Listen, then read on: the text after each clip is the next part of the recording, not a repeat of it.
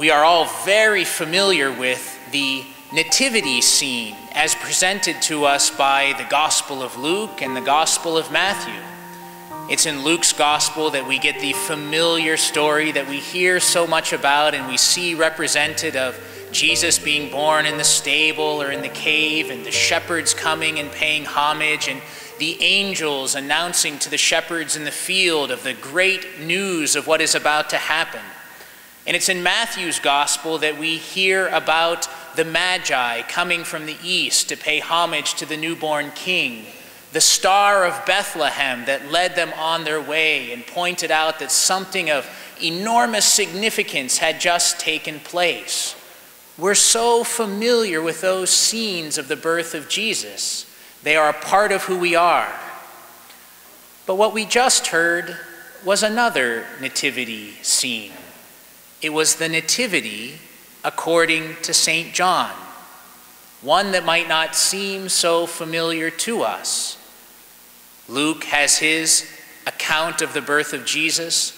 Matthew has his account of the birth of Jesus. And what we just heard was John's account. We may not be so familiar with this one.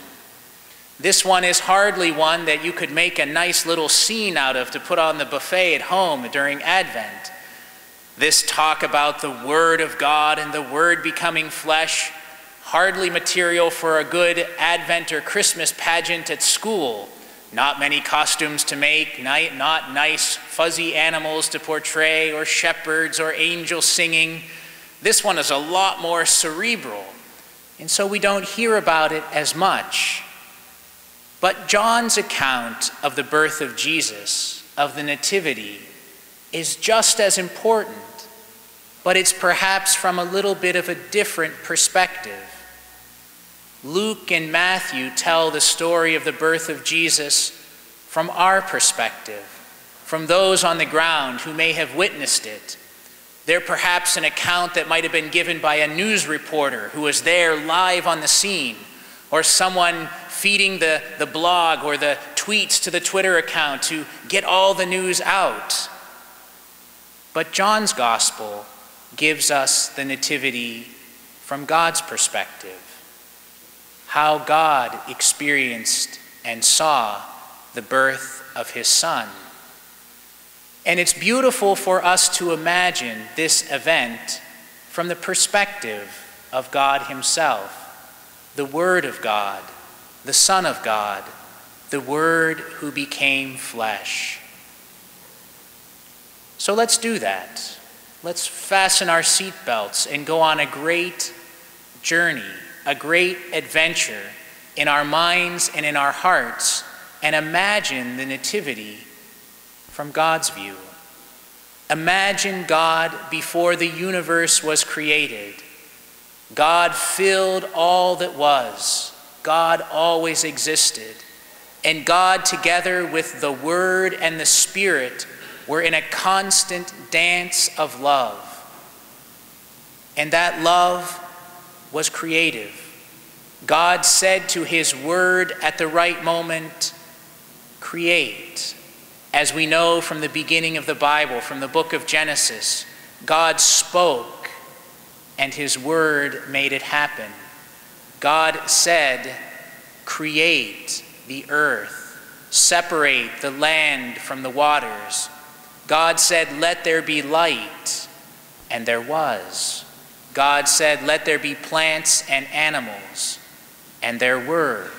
Whatever God spoke, his Word brought into being.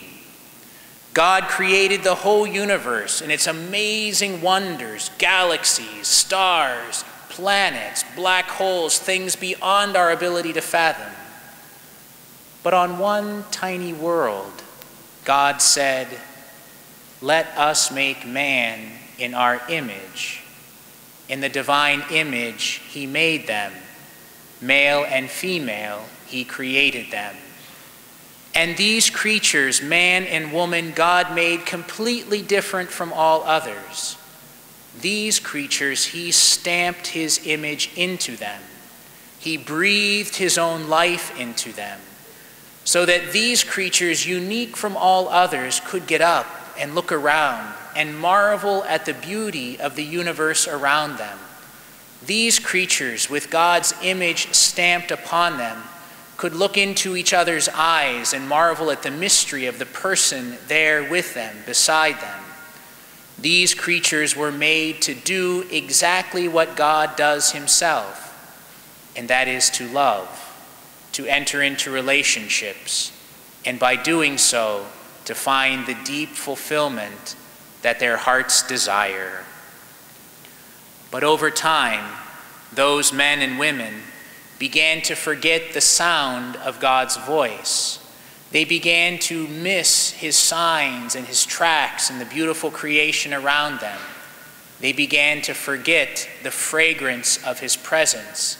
And so they searched in so many different ways to try to find that love that would sustain them, that would give them deep peace, that would fill the vastness of their hearts. They looked in so many different directions and went down so many dead-end paths, seemingly deaf to the voice of God, who filled the universe and looked down upon them as their loving Father. And so God was not content with this situation.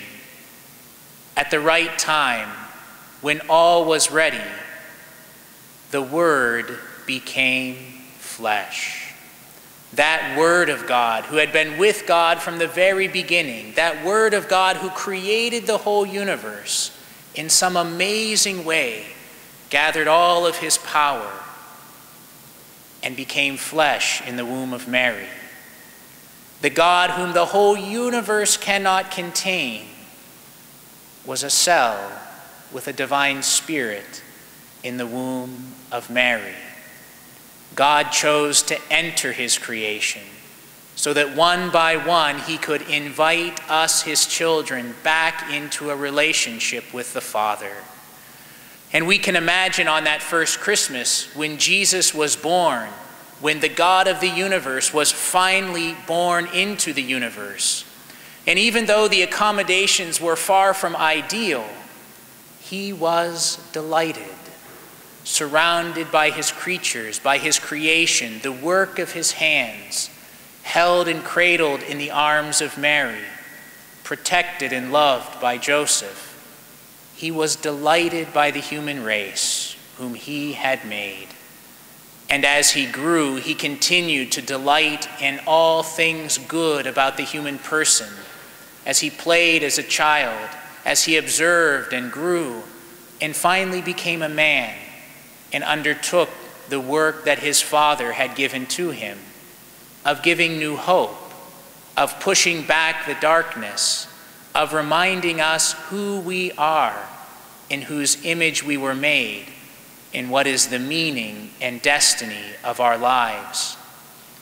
When after the long march of many dark centuries, we could no longer recognize the voice of God, he came to us with human eyes to see, with a human mouth to speak words to us, with human arms in which to embrace us and encourage us. The God of the universe looked upon us through the eyes of Jesus, listened to us, shared our joys and our sorrows, reminded us of what profound dignity and goodness we have, and invited us back into the family to draw closer to the heart of Christ. The Word walked among his creation. Many did not recognize him. Many did not accept him, but he loved them all the same. He looked at all with the same piercing glance of love, inviting them home. The presence of God 2,000 years ago in the Holy Land was profoundly real. That was the real presence of the first Christmas. And that presence of the Word of God is here with us tonight in just as real and concrete and tangible of a way. That God who created the universe unimaginable amounts of time ago is here with us tonight. The God who fills the whole universe gazes through the Blessed Sacrament at every single one of us, looks into our eyes, looks into our hearts, knows everything about us, and loves us exactly as we are. He gazes upon us, we gaze upon him, with that same gaze of love, with that same delight that God has had with his creation from the very beginning. That is the true presence of Christmas, and there is no other presence in the universe that can bring us the peace and the fulfillment and the joy that our hearts so deeply desire. The Word became flesh and made his dwelling among us, and we saw his glory, the glory as of the Father's only Son, full of grace and truth. And so this Christmas, we are reminded that God gazes upon us. It is beyond our ability to fathom that the God of the universe knows us individually, loves us, and every day offers us the invitation to draw more deeply into the mystery of his love. The mystery before us tonight is nothing less than this. The Son of God was born into the earth. The Son of God gave himself as the Eucharist, which animates us and the Church. The Son of God reveals God the Father to us. Tonight we gaze upon the Creator of the universe, the God of everything, who lovingly gazes back upon us. No one has ever seen God.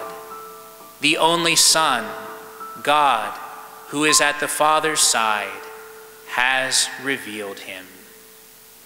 This is the true presence of Christmas.